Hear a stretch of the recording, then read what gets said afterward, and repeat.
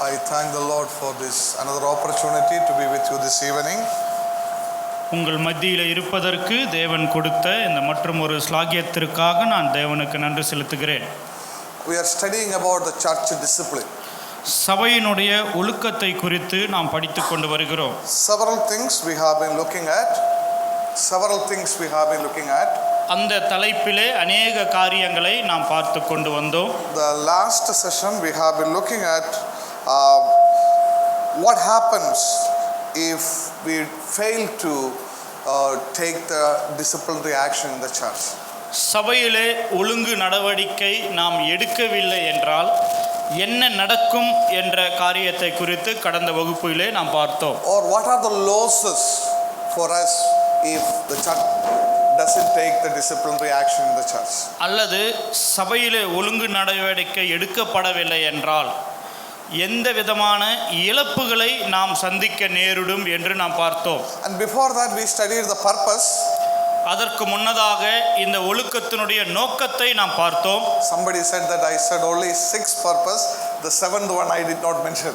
சிலர் நான் 6 நோக்கங்களை மாத்திரம் குறிப்பிட்டேன், 7வது சொல்லவில்லை என்று சிலர் சொன்னார்கள். Okay, I will mention the 7th one now, you can note down. அந்த 7வது குறிப்பை நான் இப்பொழுது சொல்லுகிறேன், நீங்கள் எழுதிக் கொள்ளலாம். Okay, along with the purpose, 7th purpose. இது 7வது ஒரு நோக்கம். Okay, we already studied 6 purposes. ஏற்கனவே 6 நோக்கங்களை குறித்து நாம் படித்திருக்கிறோம்.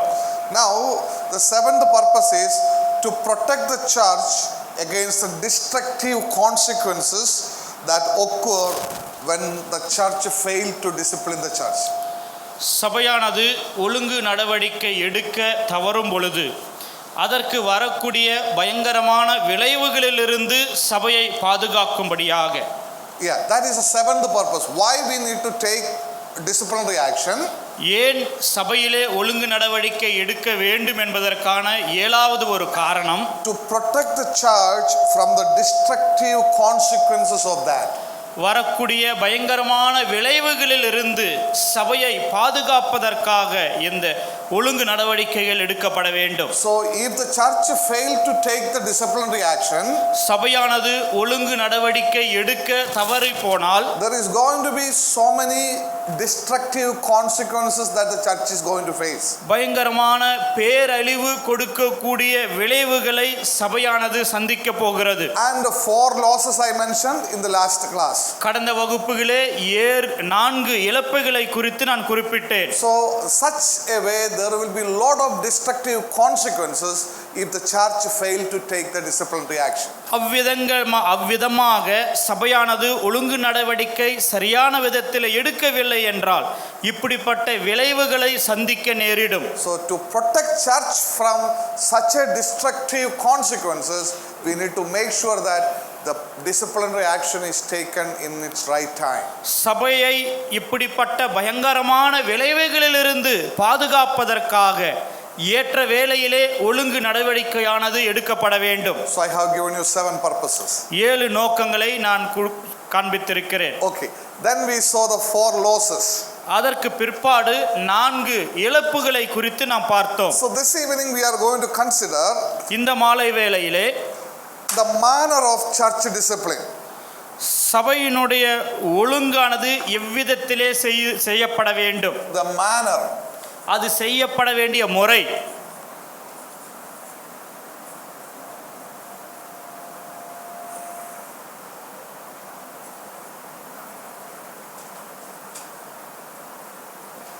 right, the manner of church discipline. சபையினுடைய ஒழுங்கு நடவடிக்கை எப்படியாக செய்யப்பட வேண்டும். So when it comes into this area, many times we have different kinds of misunderstandings. இந்த தலைப்புக்குள்ளாக நான் வரும்பொழுது அநேகருக்கு வித்தியாசமான கண்ணோட்டங்கள் அல்லது புரிதல்கள் இருக்கின்றன. And we misunderstand many of the biblical teachings when it comes into this important area.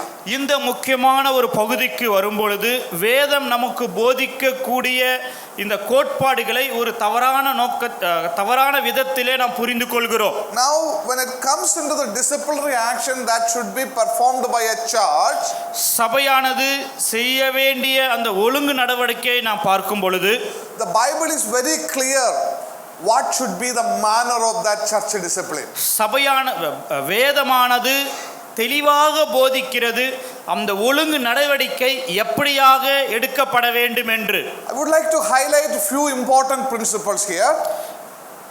சில முக்கியமான கோட்பாடுகளை நான் காண்பிக்க விரும்புகிறேன். And that will really help us to understand what kind of manner we should follow when the church makes the discipline. இந்த கோட்பாடுகளை நாம் புரிந்து கொள்ளும் பொழுது சபையானது ஒழுங்கு நடவடிக்கை எடுக்கும் பொழுது எப்படியாக அதை கையாள வேண்டும் என்பதை நமக்கு புரிய வைக்கும். First of all, let us read Galatians chapter 6 verse 1. முதலாவதாக கலாத்தியர் 6ஆம் அதிகாரம் முதல் வசனம். சகோதரரே, ஒருவன் யாதொரு குற்றத்தில் அகப்பட்டால் ஆவிக்குரியவர்களாகிய நீங்கள் சாந்தமுள்ள ஆவியோடு அப்படிப்பட்டவனை சீர்பொருந்த பண்ணுங்கள். நீயும் சோதிக்கப்படாதபடிக்கு உன்னை குறித்து எச்சரிக்கையாயிரு.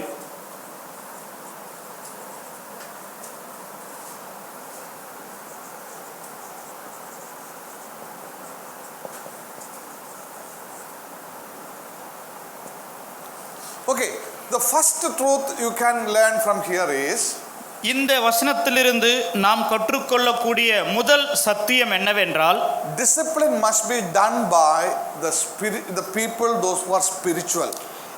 ஆவிக்குரியவர்களாக இருக்கிறவர்கள் மாத்திரம்தான் இந்த சீர்படுத்துதலை செய்ய வேண்டும். Discipline must be done by the people who are spiritual. ஒழுங்கு நடவடிக்கை என்பது ஆவிக்குரியவர்கள் தான் அதை செய்ய வேண்டும். Did you see that verse? அதை கவனித்தீர்களா? What the verse says? அந்த வசனம் என்ன சொல்கிறது? ஆவிக்குரியவர்களாகிய நீங்கள். So it is very specific that the discipline must be done by those who are spiritual. ஆவிக்குரியவர்களாக இருக்கிறவர்கள் மாத்திரம்தான் அந்த ஒழுங்கு நடவடிக்கைகளை எடுக்க வேண்டும். What do you mean by spiritual? அப்படி என்றால் ஆவிக்குரியவர்கள் என்றால் என்ன? Are you spiritual? நீங்கள் ஆவிக்குரியவர்களா? What do you mean by spiritual? ஆவிக்குரியவர்கள் என்றால் என்ன? Who is a spiritual person? யார் ஒரு ஆவிக்குரிய மனுஷன்?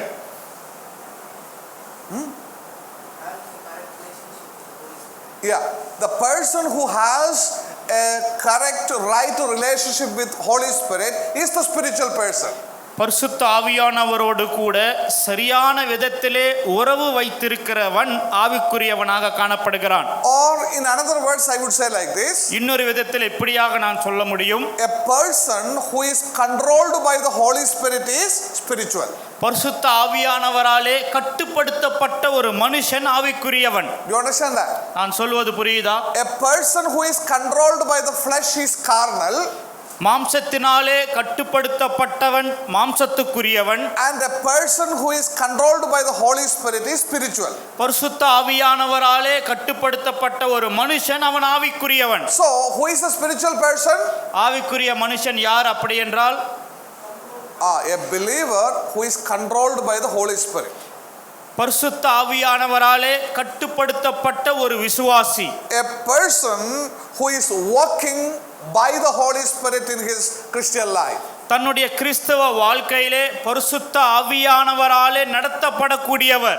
A person who is really growing in the Lord day by day. ஒவ்வொரு நாளும் கர்த்தருக்குள் வளரக்கூடியவனாக இருக்கக்கூடியவன். That is a spiritual person. அவர்தான் பரிசுத்த ஆவிக்குரிய ஒரு மனுஷன். What are the things I mentioned? நான் என்னென்ன காரியங்களை சொன்னேன்? A person who is controlled by the Holy Spirit. பரிசுத்த ஆவியினாலே கட்டுப்படுத்தப்பட்ட ஒரு மனுஷன். A person who is walking by the Holy Spirit. பரிசுத்த ஆவியானவரோடு நடத்தப்படக்கூடிய ஒரு மனுஷன். A person who is growing in the Lord day by day. கர்த்தருக்குள் அனுதினமும் வளரக்கூடிய ஒரு மனுஷன். That is a spiritual person. அவர்தான் ஆவிக்குரிய மனுஷன். So now tell me, are you a spiritual person? நீ ஆவிக்குரிய மனுஷன் தானா?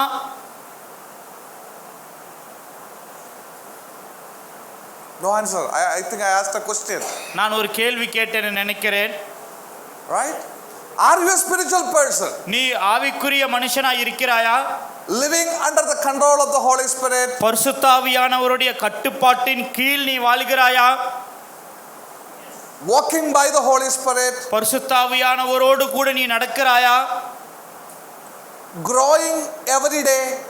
in the Lord? ஒவ்வொரு நாளும் உன்னுடைய வாழ்க்கை ஆவிக்குரிய வாழ்க்கையில நீ வளருகிறாயா? That is a spiritual person. அவன்தான் ஆவிக்குரிய மனுஷன். If this is not happening, nobody can say that I am a spiritual person. இந்த காரியங்கள் நடக்கவில்லை என்றால் நான் ஆவிக்குரிய மனுஷன் என்று யாரும் சொல்ல முடியாது. So this evening it should be a time for us to evaluate ourselves. இந்த மாலை வேளையிலே நம்மை நாமே பரிசோதித்து பார்க்க கூடிய ஒரு நேரமாக இது இருக்கட்டும். Bible doesn't say that a good person can correct the next person. ஒரு நல்ல மனுஷன் இன்னொருவரை சீர்படுத்த முடியும் என்று வேதம் போதிக்கவில்லை. All of you are good people, I know that. நீங்கள் எல்லோரும் நல்லவர்கள் தான் எனக்கு தெரியும். Bible doesn't say that a good person can discipline another person. ஆனால் வேதம் அப்படி போதிக்கவில்லை ஒரு நல்லவர் வந்து இன்னொருவரை சீர்படுத்த முடியும் என்று. Bible says வேதம் எப்படி போதிக்கிறது? only a spiritual person can discipline the next person. ஆவிக்குரிய மனுஷன் மாத்திரமே அடுத்த மனுஷனை சீர்பொருந்த பண்ண முடியும். If you are not a spiritual person, you have no right to discipline next person. நீ ஆவிக்குரிய மனுஷனாக இல்லை என்றால் இன்னொருவரை ஒழுங்குபடுத்துவதற்கு உனக்கு எந்த அதிகாரமும் இல்லை. But that doesn't mean that. ஆனால் அது அப்படியே நாம் முடித்துவிட முடியாது. That doesn't mean that you should be a perfect person. அதே வேளையிலே நீ ஒரு பரிபூர்ணமான நபராகத்தான் இருக்க முடியும் என்று அல்ல. Spiritual doesn't mean perfection. ஆவிக்குரிய மனுஷன் என்பது பரிபூர்ணமான ஒரு மனுஷன் அல்ல. Perfection will happen only in the heaven. பரிபூரணம் என்பது பரலோகத்திலே தான் நடக்கும். Everybody is human being. Nobody can be perfect in a way as we think. நாம் எதிர்பார்க்க கூடிய பரிபூரண நிலைமையிலே மனிதர்களாகிய யாரும் இருக்க முடியாது. Everybody has got their own ups and downs. எல்லோருக்கும் அவரவருக்கான மேல் கீழ் காரியங்கள் காணப்படுகிறது. But the Bible makes it very clear. ஆனால் வேதம் மிகவும் தெளிவுபடுத்துகிறது. You should be spiritual. நீ ஆவிக்குரியவனாக இருக்க வேண்டும். Even in Gospel of Matthew chapter 5 we read about you be perfect as I am perfect. மத்தேயு எழுதின சுவிசேஷம் 5ஆம் அதிகாரத்திலே கூட நாம் வாசிக்கிறோம். That we need to know that is a practical or the ethical aspect is emphasized. அங்கே நடைமுறையிலே நாம் கடைபிடிக்க வேண்டிய காரியத்தை குறித்து அங்கே சொல்லப்பட்டிருக்கிறது. The ethical aspect of our relationship with the sins in this world. இந்த உலகத்திலே காணப்படக்கூடிய பாவங்களோடு கூட நாம் எப்படி காணப்படுகிறோம்? Do you understand that? How we are related with the sins of this world, that is what the focus is.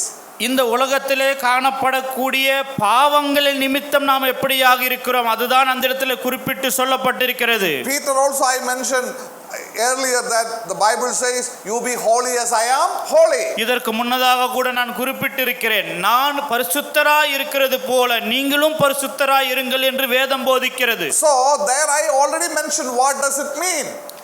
அதனுடைய அர்த்தத்தை மாத்திரம் நான் அங்கே காண்பித்தேன். And I explained it earlier. நான் அதற்கு முன்பதாக விளக்கினேன். So I think that you remember that. அந்த காரியம் உங்களுக்கு நினைவிலே இருக்கிறது என்று நான் நம்புகிறேன். So now when it comes into the idea of holiness and perfection, பரிசுத்தம் பரிபூரணம் இப்படிப்பட்ட காரியங்களுக்கு நான் வரும் பொழுது it is basically focusing on our ethical life. அது சகஜமாக நம்முடைய அனுதின வாழ்க்கையிலே காணப்படக்கூடிய காரியங்களை குறித்து பேசுகிறது. We should also deal with the sins in this world as God sees the sins. தேவன் அந்த பாவத்தை பார்க்கிற அந்த கண்ணோட்டத்தோடு கூட நாம் இந்த உலகத்திலே பாவங்களை கையாள வேண்டும். We should keep ourselves away from the sins of this world. That is what our responsibility is.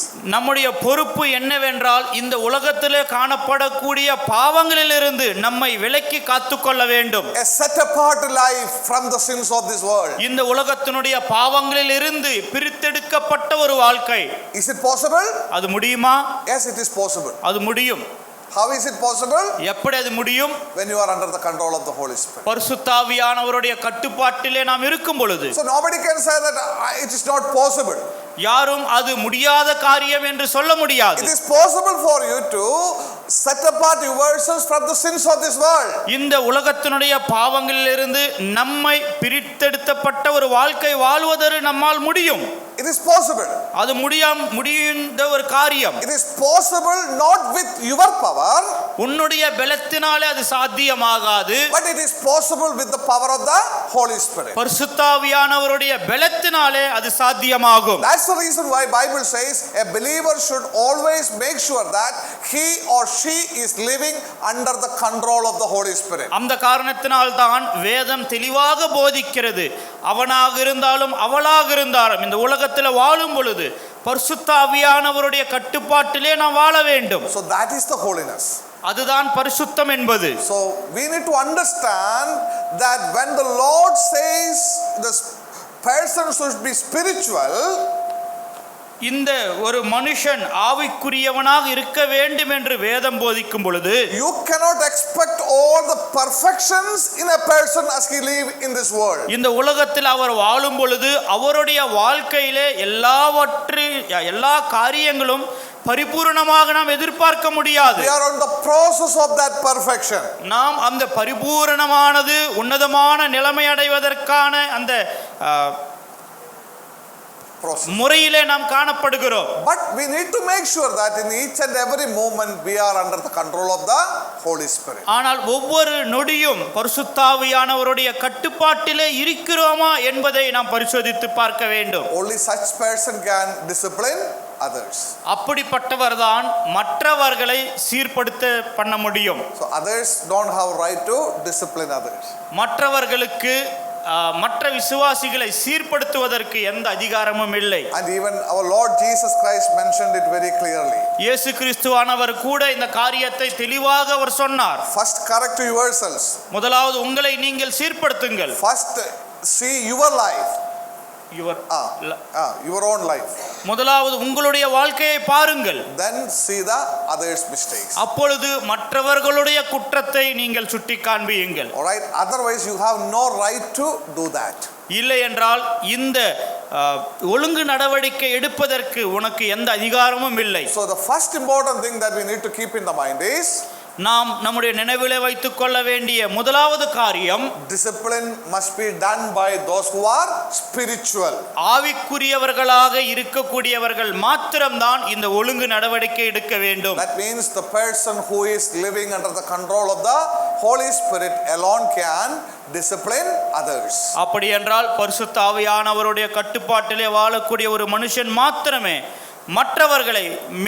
மற்றவர்களிடத்தில் ஒழுங்கு நடவடிக்கை எடுக்க முடியும். And the second important thing, இரண்டாவது முக்கியமான ஒரு காரியம், Galatians chapter 6 verses 1 and 2, கலாத்தியர் 6ஆம் அதிகாரம் 1-2 வசனங்கள், and then 2 Timothy chapter 2 verse 24 and 25. 2 தீமோத்தேயு 2ஆம் அதிகாரம் 24-25 வசனங்கள். சகோதரரே, ஒருவன் யாதொரு குற்றத்தில் அகப்பட்டால் ஆவிக்குரியவர்களாகிய நீங்கள் சாந்தமுள்ள ஆவியோடு அப்படிப்பட்டவனை சீர்பொருந்த பண்ணுங்கள். நீயும் சோதிக்கப்படாதபடிக்கு உன்னை குறித்து எச்சரிக்கையாயிரு. ஒருவர் பாரத்தை ஒருவர் சுமந்து இப்படியே கிறிஸ்துவின் பிரமாணத்தை நிறைவேற்றுங்கள்.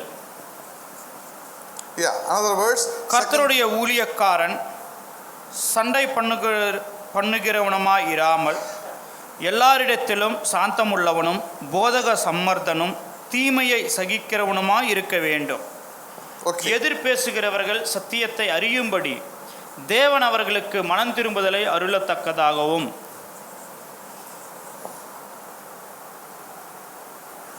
Now, as we read through these two important passages, இந்த இரண்டு முக்கியமான பகுதிகளை நாம் வாசிக்கும் பொழுது another thing you can learn about the manner of the church discipline. சபையினுடைய ஒழுங்கு நடவடிக்கை எப்படியாக எடுக்கப்பட வேண்டும் என்று இன்னொரு காரியத்தை நாம் பார்க்கிறோம். What is that? அது என்ன? Discipline must be done in a spirit of humility, gentleness and patience. அது சாந்தமுள்ளவர்களாகவும் பொறுமையுள்ளவர்களாகவும் அந்த நடவடிக்கையானது எடுக்கப்பட வேண்டும். Okay. Humility, சாந்தமுள்ளவர்களாக, gentleness, சாந்தம், right? சாந்தம். This is தாழ்மை, right? தாழ்மையா? Okay. தாழ்மையுள்ளவர்களாக, சாந்தமுள்ளவர்களாக, and patience. பொறுமையுள்ளவர்களாக. All these three qualities are emphasized in these two passages. இந்த மூன்று குணாதிசயங்களும் இந்த இரண்டு பகுதியிலேயும் நாம் வாசிக்கிறோம். And also one more thing is mentioned. இன்னொரு காரியமும் சொல்லப்பட்டிருக்கிறது. Be careful that you can also be tempted. நீயும் சோதிக்கப்படலாம், ஆகையால் ஜாக்கிரதையாயிருங்கள். That is also mentioned, right? அதுவும் சொல்லப்பட்டிருக்கிறது இல்லையா? When you discipline others, you should do with humility, gentleness and patience. நீ மற்றவர்களை சீர்படுத்தும் பொழுது தாய்மையோடும் பொறுமையோடும் சாந்தத்தோடும் செய்ய வேண்டும். Why? ஏன்?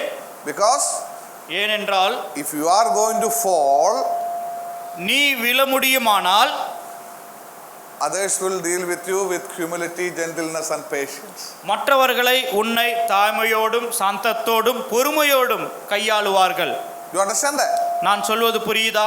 If you are not showing these qualities to person who is sinning, பாவம் செய்யக்கூடிய ஒருவனுக்கு இந்த குணாதிசயங்களை நீங்கள் காண்பிக்கவில்லை என்றால், you are also a human being. At any time you can also fall. நீயும் ஒரு மனுஷன்தான், எவ்வேளையிலும் நீயும் விழுந்து போகலாம். At that time don't expect humility and gentleness and patience from others. அந்த வேளையிலே இந்த காரியங்களை சாந்த குணத்தை, தாழ்மையை, பொறுமையை நீ எதிர்பார்க்க வேண்டாம். You understand what I am trying to say? நான் என்ன சொல்ல வருகிறேன் என்று புரிகிறதா? So whenever you discipline a person, நாம் எப்பொழுதெல்லாம் ஒருவரை சீர்படுத்த பண்ணுகிறோமோ, these three qualities should be always manifested. இந்த மூன்று குணாதிசயங்களும் அங்கே வெளிப்படுத்தப்பட வேண்டும். Because ஏனென்றால் if you don't exercise these qualities, your disciplinary action will never help the person who is disciplined. இந்த குணாதிசயங்களை நீங்கள் கையாளவில்லை என்றால், நீங்கள் சீர்படுத்த நினைக்கக்கூடிய அந்த மனிதனிடத்திலே நீங்கள் எடுத்துக்கொள்கிற முயற்சியானது கிரியை செய்யாது. If you become harsh, நீங்கள் கோபமாக, if you become arrogant in taking these disciplinary actions, நீங்கள் பொறுமையில்லாதவர்களாக இந்த காரியத்தை செய்வீர்களானால், it is not going to be a useful thing. அது பயனுள்ளதாக இருக்காது. So a person who disciplines the next person should manifest humility, be humble. இந்த ஒழுங்கு நடவடிக்கை எடுக்கக்கூடியவர் தாய்மையுள்ளவராக, சாந்தமுள்ளவராக இருக்க வேண்டும். So the another person will feel, yes, this person is a humble person, so I should listen to him. இவர் மிகவும் தாய்மையுள்ளவராக என்னிடத்தில் காணப்படுகிறார், ஆகையால் நான் அவருக்கு செவி கொடுக்க வேண்டும் என்று நினைப்பார்கள். And also gentleness. அதோடு கூட சாந்த குணம். What is gentleness? சாந்த குணம் என்றால் என்ன? What is gentleness? சாந்த குணம் என்றால் என்ன? Be ready to sacrifice our own right for the well-being of others. மற்றவர்களுடைய நன்மைக்காக நம்மிடத்தில் இருக்கக்கூடிய காரியங்களை நாம் விட்டுவிட வேண்டும். Yes, when you discipline the next person, I am not thinking about myself. I am ready to sacrifice whatever is necessary from my part so that that person is going to be benefited. இன்னொருவரை சீர்படுத்தும் பொழுது என்னுடைய காரியங்களை குறித்து நான் பொருட்படுத்தாமல் அடுத்த நபருக்கு எது நன்மையாயிருக்கிறதோ அந்த காரியத்தை நான் செய்ய வேண்டும். That is very important. அது மிக முக்கியமானது. So humility, gentleness and patience. தாய்மை, அதே வேளையில சாந்தம், பொறுமை. You know about patience, how important it is. பொறுமை எவ்வளவு முக்கியமானது என்று உங்களுக்கு தெரியும் இல்லையா? And many times we lose patience even when we discipline our children at home. நம்முடைய வீட்டிலே நம்முடைய குழந்தைகளை சீர்படுத்தும் பொழுது கூட பொறுமை நாம் இழந்து போகிறோம். Isn't it? இல்லையா? You understand, when you discipline your child, when you lose the patience, how will be the situation at home? வீட்டிலே குழந்தையை சீர்படுத்தும் பொழுது நாம் பொறுமை இழக்கும் பொழுது வீட்டிலே சூழ்நிலை எப்படியாக இருக்கும்? The child also reacts, isn't it? அந்த குழந்தையும் கூட அங்கே கிரியை செய்யும் இல்லையா? So there will be clash between parents and the children. பெற்றோர்களுக்கும் குழந்தைகளுக்கும் கூட சண்டை ஏற்படும். Why? ஏன்? Lack of patience. பொறுமை இழந்து போகிறோம். But if you do not have patience to discipline the believers in the church, சபையிலே இருக்கக்கூடிய விசுவாசிகளை சீர்படுத்துவதற்கு உனக்கு பொறுமை இல்லாமல் போகுமானால், then how will be the situation there? அங்கே சூழ்நிலை எப்படியாக இருக்கும்? If the situation in the house is like that, then the situation in the church, how it will be. வீட்டிலேயே சூழ்நிலை அப்படியாக இருக்குமானால் பிறகு சபையிலே எப்படியாக இருக்கும்? So patience is very important. பொறுமை என்பது மிகவும் அவசியமானது. So when you discipline a person, you should always keep in the mind that I must be humble, I must be gentle, and I must be patient. ஒருவரை சீர்படுத்தும் பொழுது எல்லா வேளையிலும் நம்முடைய நினைவில் இருக்க வேண்டும், நாம் தாய்மையுள்ளவர்களாக, சாந்தமுள்ளவர்களாக, பொறுமையுள்ளவர்களாக காணப்பட வேண்டும். Parents, you should be exercising these qualities even when you discipline your children. பெற்றோர்களே, உங்களுடைய பிள்ளைகளை நீங்கள் சீர்படுத்தும் பொழுதும் இந்த குணாதிசயங்களை நீங்கள் கடைபிடிக்க வேண்டும். Don't be arrogant and impatient and பொறுமை இழந்து கோபத்தோடு இருக்க வேண்டாம். And we should follow the biblical principles. வேதத்தினுடைய கோட்பாடுகளை நாம் கடைபிடிக்க வேண்டும். Not only in the church discipline, even in the family discipline also, this is what important. சபையினுடைய ஒழுங்கு நடவடிக்கை மாத்திரமல்ல, குடும்பத்திலே கூட இப்படிப்பட்ட ஒழுங்கு நடவடிக்கையிலே இந்த கோட்பாடுகளை நாம் கையாள வேண்டும். Is it clear? தெளிவாய் புரிகிறதா? Okay, number 1, முதலாவது, discipline must be done by those who are spiritual. ஆவிக்குரியவர்களாக இருக்கக்கூடியவர்கள் மாத்திரம்தான் அந்த ஒழுங்கு நடவடிக்கை எடுக்க வேண்டும். Number 2, இரண்டாவது, discipline must be done in a spirit of humility, gentleness and patience. ஒழுங்கு நடவடிக்கையானது தாய்மையோடு, சாந்தத்தோடும், பொறுமையோடும் செய்ய வேண்டும். And if you are not having these qualities, one more thing I want to tell you. இந்த குணாதிசயங்கள் நமக்கு இல்லாமல் இருக்குமானால் இன்னொரு காரியத்தை நான் சொல்ல விரும்புகிறேன். Nobody will bother you. யாரும் உன்னை குறித்து அக்கறை கொள்ள மாட்டார்கள். Whatever you say, they will hear through this and go through this. நாம் என்ன சொன்னாலும் ஒரு காதிலே கேட்டு இன்னொரு காதிலே விட்டு விடுவார்கள். That's all. அதுதான் நடக்கும். So make sure that you have this quality when you discipline believers in the assembly as well as the children in the home. சபையில் இருக்கக்கூடிய விசுவாசிகளையும் குடும்பத்தில் உள்ள பிள்ளைகளையும் நாம் சீர்படுத்தும் பொழுது இந்த குணாதிசயங்களை கையாள்வதை நாம் நினைவில் வைத்துக் கொள்வோம். And the third important thing is, மூன்றாவது முக்கியமான ஒரு காரியம், 1 Timothy chapter 5 verse 21. முதல் தீமோத்தேயு 5ஆம் அதிகாரம் 21ஆம் வசனம். நீ பட்சபாதத்தோடு ஒன்றும் செய்யாமலும் விசாரிக்கும் முன் நிர்ணயம் பண்ணாமலும் இவைகளை காத்து நடக்கும்படி தேவனுக்கும் கர்த்தராக இயேசு கிறிஸ்துவுக்கும் தெரிந்து கொள்ளப்பட்ட தூதருக்கும் முன்பாக உறுதியாய் கட்டளையிடுகிறேன்.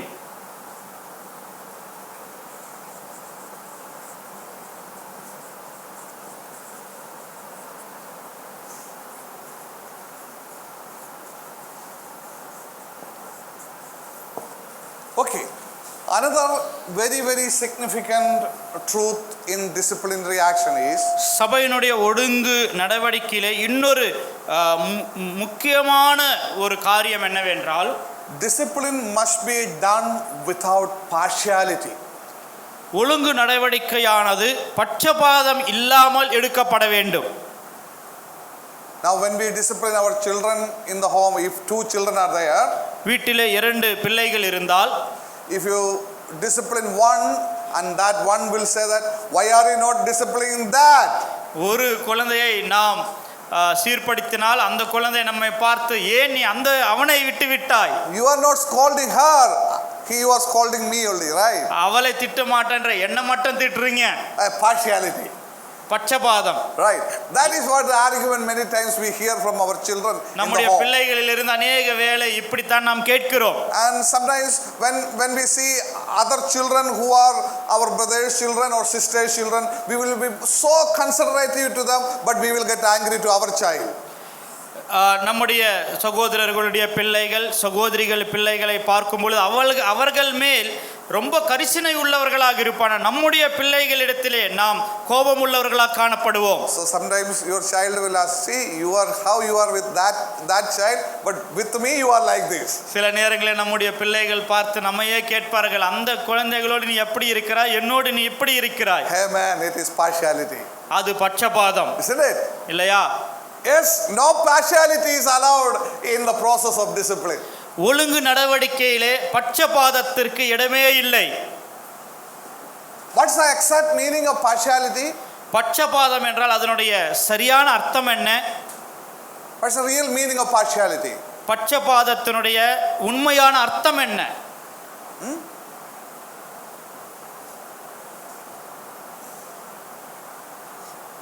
What is the meaning? Okay, you all speak about partiality, right?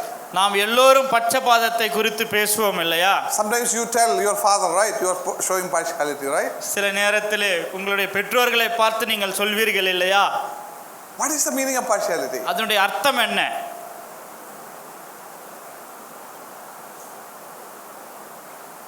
Any idea? யாருக்காவது ஏதாவது? It's a Bible study. You can tell me what is இது partiality. வேதாராய்ச்சி, நீங்கள் சொல்லலாம்.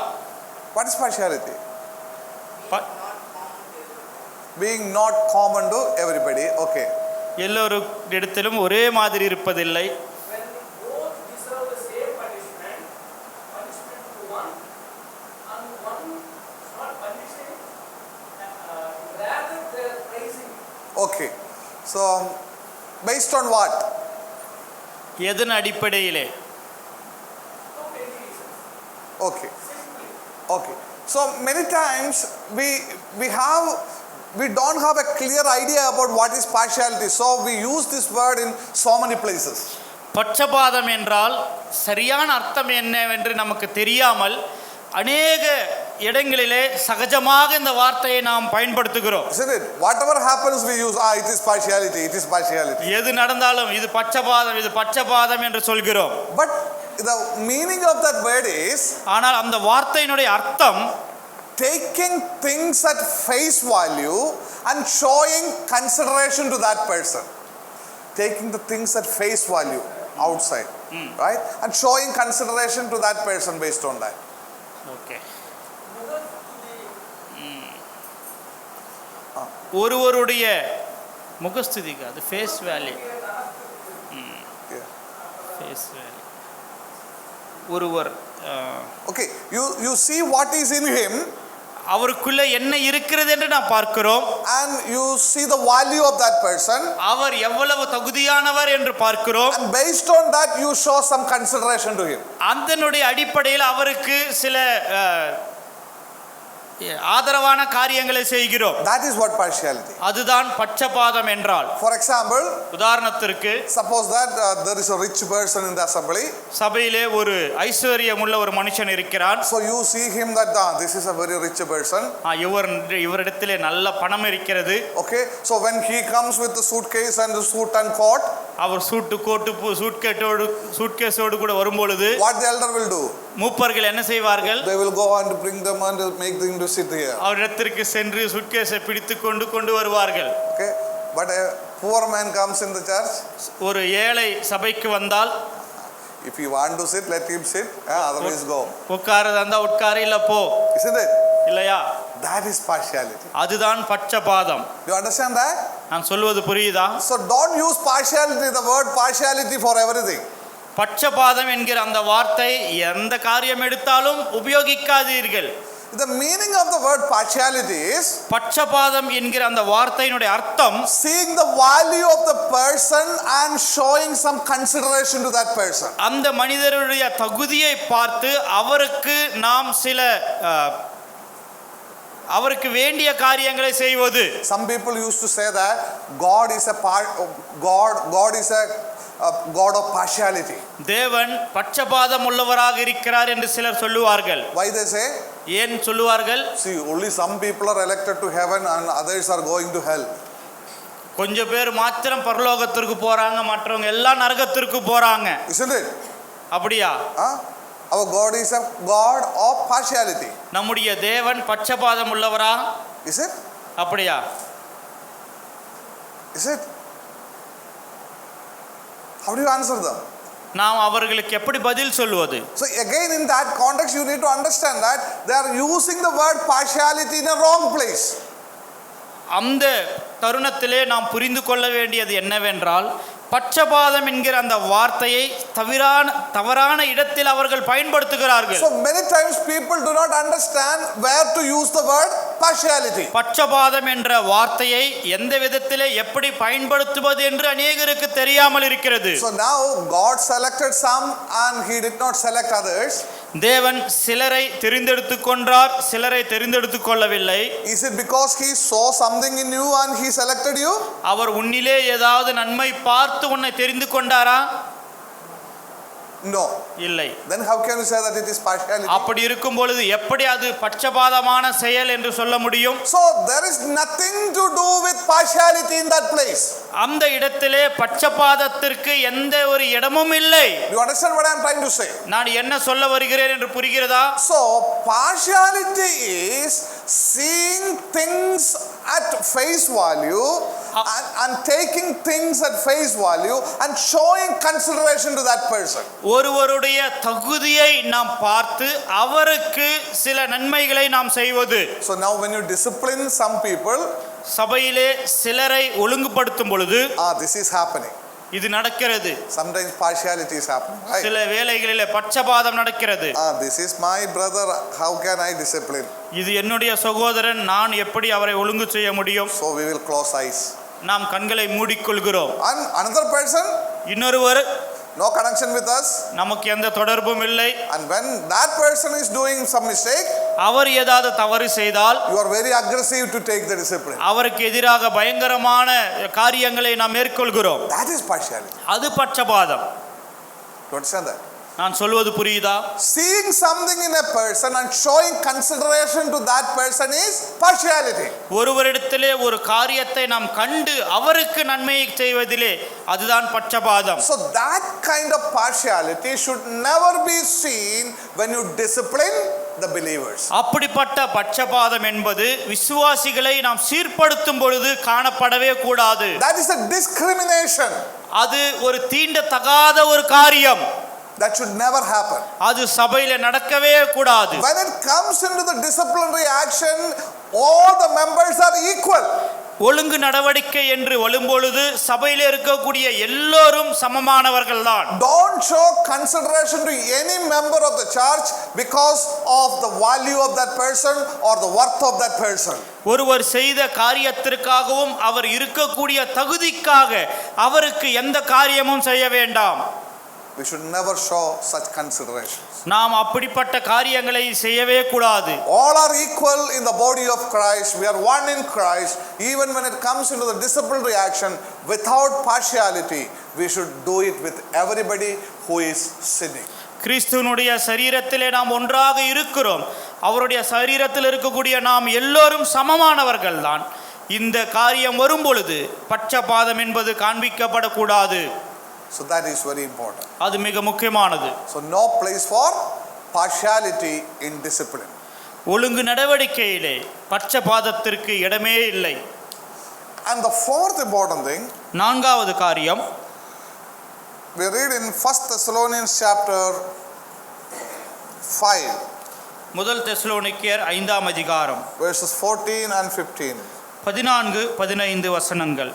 மேலும் சகோதரரே, நாங்கள் உங்களுக்கு போதிக்கிறது என்னவென்றால், ஒழுங்கில்லாதவர்களுக்கு புத்தி சொல்லுங்கள், திடனற்றவர்களை தேற்றுங்கள், பலவீனரை தாங்குங்கள், எல்லாரிடத்திலும் நீடிய சாந்தமாயிருங்கள்.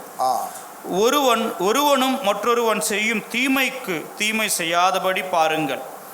உங்களுக்குள்ளும் மற்ற யாவருக்குள்ளும் எப்பொழுதும் நன்மை நாடுங்கள். Yes. Look at another verse, 1 Timothy chapter 5 verses 1 and 2. முதல் தீமோத்தேயு 5ஆம் அதிகாரம் 1-2 வசனங்கள். முதிர் வயதுள்ளவனை கடிந்து கொள்ளாமல் அவனை தகப்பனைப் போலவும் பாலிய புருஷரை சகோதரரைப் போலவும் முதிர் வயதுள்ள ஸ்திரீகளை தாய்களைப் போலவும் பாலிய ஸ்திரீகள் எல்லா கற்புடன் சகோதரிகளைப் போலவும் பாவித்து புத்தி சொல்லு. Okay. And 2 Timothy 4 verse 2. 2 தீமோத்தேயு 4ஆம் அதிகாரம் 2ஆம் வசனம். சமயம் வாய்த்தாலும் வாய்க்காவிட்டாலும் ஜாக்கிரதையாய் திருவசனத்தை பிரசங்கம் பண்ணு. எல்லா நீடிய சாந்தத்தோடும் உபதேசத்தோடும் கண்டனம் பண்ணி கடிந்து கொண்டு புத்தி சொல்லு. Okay. Now we read about the disorderly people in this area. இந்த பகுதியிலே ஒழுங்கீனமானவர்களை குறித்து நாம் வாசிக்கிறோம். And few important words are used here. இங்கே முக்கியமான சில வார்த்தைகள் பயன்படுத்தப்பட்டிருக்கின்றன. Number one, the disorderly are to be admonished. அவர்கள் கடிந்து கொள்ளப்பட வேண்டும். Yes, admonished. கடிந்து கொள்ளப்பட வேண்டும். And second, they should be warned. இரண்டாவதாக அவர்கள் புத்தி சொல்லப்பட வேண்டும். And then it should be appealed in love.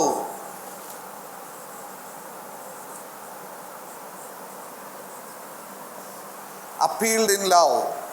இந்த காரியத்தை நாம் அன்போடு கூட செய்ய வேண்டும். Alright? See, all those words are used in these verses. Ephesians chapter 4 verse 15 also you can read. எபேசியர் 4ஆம் அதிகாரம் 15ஆம் வசனத்தை கூட நாம் வாசிக்கலாம்.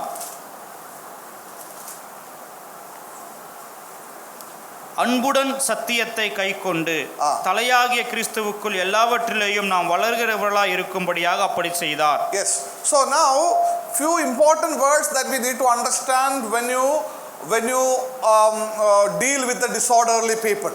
ஒழுங்கீனமானவர்களோடு கூட அவர்களை நாம் கையாளும் பொழுது இந்த காரியங்களை நாம் ஜாக்கிரதையாக கடைபிடிக்க வேண்டும். Anybody who is disorderly in the church, சபையிலே யாராவது ஒழுங்கீனமானவர்களாக இருப்பார்களானால் first he should be admonished. முதலாவது அவர்கள் கடிந்து கொள்ளப்பட வேண்டும். He should be warned. அவர்கள் எச்சரிக்கப்பட வேண்டும். And also he should be appealed in love. அவரிடத்தில் அன்போடு கூட நாம் கட்டளையிட வேண்டும். So many times we are not bothered about all these things. We are straightforward condemning the people. அநேக நேரத்திலே நாம் இப்படியாக இல்லாமல் அவர்களை நாம் ஆக்கினைக்குள்ளாக தீர்த்து விடுகிறோம். Isn't it? இல்லையா?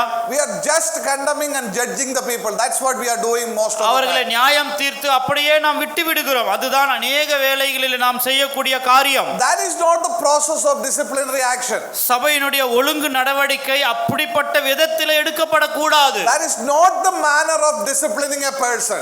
ஒருவரை சீர்படுத்துவதற்கான சரியான ஒழுங்கு நடவடிக்கை அல்லது முறைமை அதுவல்ல. Anybody who is disorderly, யாராவது ஒழுங்கீனமானவர்களாக இருப்பார்களானால் admonish that person. முதலாவது அவர்களை கடிந்து கொள்ள வேண்டும். And then second, you should, if he is not agreeing, that person should be warned. கடிந்து கொள்ளுதலுக்கு அவர் செவிசாய்க்கவில்லை என்றால் அவரை நாம் எச்சரிக்க வேண்டும். And that must be done in love. அது அன்போடு கூட செய்யப்பட வேண்டும். But many times we don't see any love when the disciplinary action is taken place. ஒழுங்கு நடவடிக்கையானது எடுக்கப்படும் பொழுது அநேக வேளைகளில் அன்பு ஆனது காணப்படுவதில்லை. That's the problem in many churches today. இன்றைக்கு அநேக சபைகளில் இருக்கக்கூடிய பிரச்சனை அதுதான். We see in many churches straightforward from the pulpit itself they call them and send them out. புல்பீட்டிலே நின்று கொண்டு அவர்களை திட்டிவிட்டு அறிக்கையிட்டு அனுப்பிவிடுவார்கள். That is not the way it is. அது அப்படி செய்யப்படக்கூடாது. It should be done in love. அது அன்போடு கூட செய்யப்பட வேண்டும். The manner is very clear in the Bible. இந்த முறையானது வேதத்திலே தெளிவாக சொல்லப்பட்டிருக்கிறது. And now when it comes into this important aspect of dealing with this disorderly people, ஒழுங்கீனமான நபர்களை எப்படியாக கையாள வேண்டும் என்பதை குறித்து நாம் பார்க்கும் பொழுது, see, we need to understand that it is not just the elders alone should do it. மூப்பர்கள் மாத்திரம்தான் இந்த காரியத்தை செய்ய வேண்டும் என்று நாம் புரிந்து கொள்ளக்கூடாது. Okay, there is something that the elders should do at the end that I will explain later. மூப்பர்கள் செய்ய வேண்டிய காரியங்கள் இருக்கிறது, கடைசியிலே நான் அதை குறித்து விளக்குகிறேன். But when we come into these levels here, இந்த குறிப்புகளை குறித்து நாம் பார்க்கும் பொழுது, these are not something that elders alone should do. இந்த காரியங்கள் மூப்பர்கள் மாத்திரம் செய்ய வேண்டியவைகள் அல்ல. And first I said the person should be spiritual. முதலாவதாக நான் சொன்னேன், அந்த நபர் ஆவிக்குரியவராக இருக்க வேண்டும். Any spiritual person, brothers and sisters, can help others to come out of their disorderly life. ஆவிக்குரிய வாழ்க்கை உடையவர்கள் யாராக இருந்தாலும், சகோதரியாக இருந்தாலும் சகோதரனாக இருந்தாலும் உடன் விசுவாசிகளை சீர்படுத்த முடியும். And those who are able to exercise humility and gentleness and patience, anybody in the gathering can help others to come out from their disorderly life. தாய்மை, சாந்தம், பொறுமையில் இருக்கக்கூடியவர்கள் யாராக இருந்தாலும் இந்த குணாதிசயங்கள் உடையவர்கள் அந்த காரியத்தை செய்யலாம். So when you consider all these 4 points, one thing you need to understand that it is not something that the elders in the assembly alone should do. இந்த 4 குறிப்புகளையும் சேர்த்து நான் பார்க்கும் பொழுது இந்த காரியத்தை சபையில் இருக்கக்கூடிய மூப்பர்கள் மாத்திரம்தான் செய்ய வேண்டும் என்று நீங்கள் கருத வேண்டாம். Anybody who is spiritual, anybody who is spiritually minded can do the disciplinary process in the assembly when you see that one brother or sister is not going on the orderly manner. ஆவிக்குரியவர்களாக, ஆவியின் சிந்தை உள்ளவர்களாக இருக்கக்கூடியவர்கள் யாராக இருந்தாலும் சபையிலே யாராவது வழி விலகும் பொழுது அவர்களை சீர்படுத்துவதற்காக நீங்கள் காரியங்களை செய்யலாம். You understand that? Is it clear? தெளிவாக புரிகிறதா? So everybody can do this work. இந்த காரியத்தை எல்லோரும் செய்யலாம். Now, if you fail in this 4 steps, இந்த 4 குறிப்புகளையும் ஒருவேளை நாம் தவறிவிட்டால் that person is not agreeing to you when you deal with that person, இந்த 4 குறிப்புகளையும் சேர்த்து நீங்கள் கையாண்டும் அந்த நபர் உங்களுக்கு செவிசாய்க்கவில்லை என்றால் then there is some other process. அதற்கு பிற்பாடு அடுத்த செய்முறையானது வருகிறது. There comes the responsibility of elders and the responsible people. அதற்கு பிற்பாடு சபையில் இருக்கக்கூடிய மூப்பர்கள், பொறுப்புள்ள விசுவாசிகள் செய்ய வேண்டிய காரியங்கள் வருகிறது. So when you consider these 4 important things, you can understand that in the initial stage, any believer who is spiritual and spiritually minded can help the disorderly person to correct himself. ஆரம்பத்திலே யாராவது இந்த தவறுகளை செய்யும் பொழுது ஆவிக்குரியவர்களாக, ஆவியின் சிந்தையினாலே நடத்தப்படுகிறவர்கள் யாராக இருந்தாலும் நீங்கள் சீர்படுத்தலாம். So it's not necessary that the elder of the assembly should know that. சபையினுடைய மூப்பருக்கு சொல்லிதான் அதை செய்ய வேண்டும் என்ற அவசியம் இல்லை. Okay, one sister knows that another sister is not orderly in the Christian life. தன்னுடைய கிறிஸ்தவ வாழ்க்கையில ஒரு சகோதரி சரியாக இல்லை என்று இன்னொருவருக்கு தெரிந்தால், So if you are really a spiritual minded person, you can help that sister to come out of that disorderly life. அந்த ஒழுங்கீனமான காரியத்திலிருந்து நீ ஆவிக்குரிய ஒரு ஸ்திரீயாக இருந்தால் நீ சொல்லி அவர்களை சீர்படுத்தலாம். If that is not working out, அது அங்கே சரியாக வேலை செய்யவில்லை என்றால் then the next step. அதற்கு பிற்பாடு தான் அடுத்த கட்டம். Do you understand that? நான் சொல்வது புரியுதா? So we should be very clear about this manner of church discipline. சபையினுடைய ஒழுங்கு நடவடிக்கையினுடைய முறைமையை நாம் சரியாக புரிந்து வைத்திருக்க வேண்டும். So today we have learned all our responsibility. இன்றைக்கு நமக்கு இருக்கக்கூடிய பொறுப்புகளை குறித்து நாம் பார்த்தோம். You should be spiritual. நீ ஆவிக்குரியவனாக இருக்க வேண்டும். You should have humility, gentleness and patience. தாய்மை, சாந்தம், பொறுமை இருக்க வேண்டும். You should never be partial with anybody. நீ யாரோடு கூட பட்சபாதம் உடையவனாக இருக்க கூடாது. And at the same time you should appeal to those people and warn them in love. அவர்களை கடிந்து கொண்டு எச்சரித்து அன்போடு கூட நீ செய்ய வேண்டும். And that can be done by every individual believer. இந்த காரியங்கள் எல்லாரும் தனிப்பட்ட விசுவாசிகளாலும் செய்ய முடியும். That is your role in the disciplinary action of the church. சபையினுடைய ஒழுங்கு நடவடிக்கையிலே உன்னுடைய பங்கு இதுவாய் இருக்கிறது. Are you doing that? நீ அதை செய்கிறாயா? Are you doing that? நீங்கள் செய்கிறீர்களா? That's the problem. அதுதான் பிரச்சனை. You know that your brother is not right. உன்னுடைய சகோதரன் சரியாக இல்லை என்று உங்களுக்கு தெரியும்.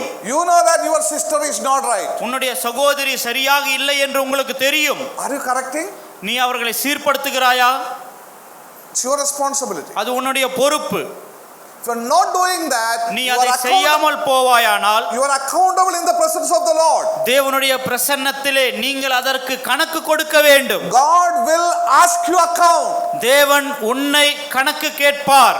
You cannot say any excuse at that time. அந்த இடத்திலே எந்த சாக்கு போக்குகளையும் நீ சொல்ல முடியாது. It is your responsibility. அது உன்னுடைய பொறுப்பு. You are the keeper of your brother and your sister. உன்னுடைய சகோதரனையும் சகோதரியையும் பாதுகாக்க வேண்டியவன் நீ. If you are not helping them to come out of their disorderly life, you are not their friend, you are not their brother or sister. அவர்களுடைய தவறான காரியத்திலிருந்து மீண்டு வருவதற்கு நீ முயற்சிகளை எடுக்கவில்லை என்றால் நீ அவர்களுடைய நண்பன் அல்ல, உண்மையான சகோதரன் அல்ல. So understand that very specifically. இதை நாம் மிகவும் குறிப்பிட்டு நாம் புரிந்து கொள்வோம். So this evening, இந்த மாலையிலே let us all understand we have our responsibility to correct our brothers and sisters in the body of Christ. கிறிஸ்துவனுடைய சரீரத்தில் இருக்கக்கூடிய சகோதரர்களையும் சகோதரிகளையும் சீர்படுத்துவது என்பது நம்ம எல்லோருடைய பொறுப்பாய் இருக்கிறது. Every individual believer has the role in the church discipline. சபையினுடைய ஒழுங்கு நடவடிக்கையிலே ஒவ்வொரு தனிப்பட்ட விசுவாசிக்கும் பங்கு உண்டு. Once your responsibility is not getting succeeded with that person, உங்களுடைய பொறுப்பானது அந்த நபரோடு கூட நீங்கள் வெற்றி கொள்ள முடியவில்லை என்றால் then the next step is there. அதற்கு பிற்பாடு தான் அடுத்த கட்டம். That is not the first step, this is the first step. அது முதல் கட்டம் அல்ல, இதுதான் முதல் கட்டம். So first step is every individual believer should do their responsibility in relation to the church discipline. சபையினுடைய ஒழுங்கு நடவடிக்கையிலே ஒவ்வொரு விசுவாசியும் தாங்கள் செய்ய வேண்டிய காரியத்தை செய்ய வேண்டும். And the next step we will see in the next class. அடுத்த கட்டம் எப்படியாக இருக்க வேண்டும் என்று அடுத்த வகுப்பிலே நாம் பார்க்கலாம். Any doubt about it? இதை குறித்து யாருக்காவது ஏதாவது சந்தேகங்கள்? Okay, thank you.